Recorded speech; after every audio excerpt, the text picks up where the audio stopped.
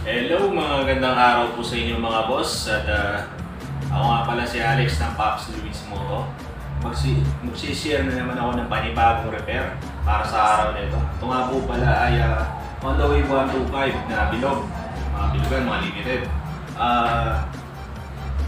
Ang pina-repair niya po sa akin ay itong mga basag na to. Hindi ko na po may papakita sa video. Na-repair ko na po kasi itong part na to. Tapos, ito dito, meron po mga basag dito. Yan, makikita po sa video. Tapos, dito, yan, may basag din dito. Iayos ko po yan mga boss. Plus, yan, pati dito, yan, basag din po yan dyan. Ayusin po natin.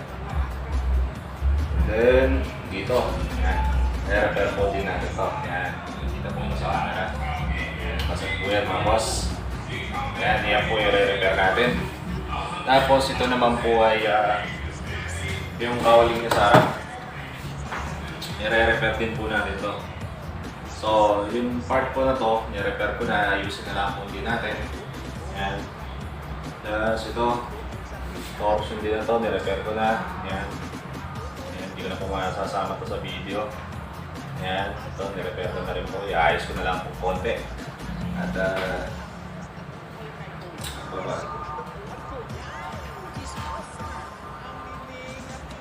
yun. So ganito po yan. Ito pong part na to, may basag pa rin po dito, may nawawala pa rin parte. I-re-repair ko din po mamaya. Pakikita ko na lang po sa inyo. Ayan. Bali ganito yan. Alam po. Ayan. Ito. Yung makakasin nyo po dito, meron pa pong siwa, no space. I-ayos ko pa po yan, yung dito, mga boss. Okay? So, para po mag-fit yung portion na to. Ayan. Last po yung kabitan ng mga tornilyuhan. I-ayos ko po yan. Ayan. Yung ginagawa ko ng pingas po kasi dito eh. Ayan. Ayan. I-ayos ko po yan para po mag-fit dito, mga bossing. Okay, so ito po pala. Ito po pala, basag din po yun dito sa ilalim. Makakasin po yun dito, basag din po yan. Nalagyan ko na po kasi ng temporary na lock siya, welding siya. Kaya preparation lang po kasi ito. Okay?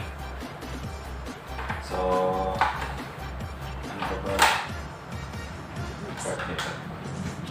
So, yun. Mga boss, re-umpisa na po natin ang ating project para sa araw na ito. On the way, 125 na bilog. Okay? Bilugan, natawagin. Okay po. Sana natin mga boss. Okay.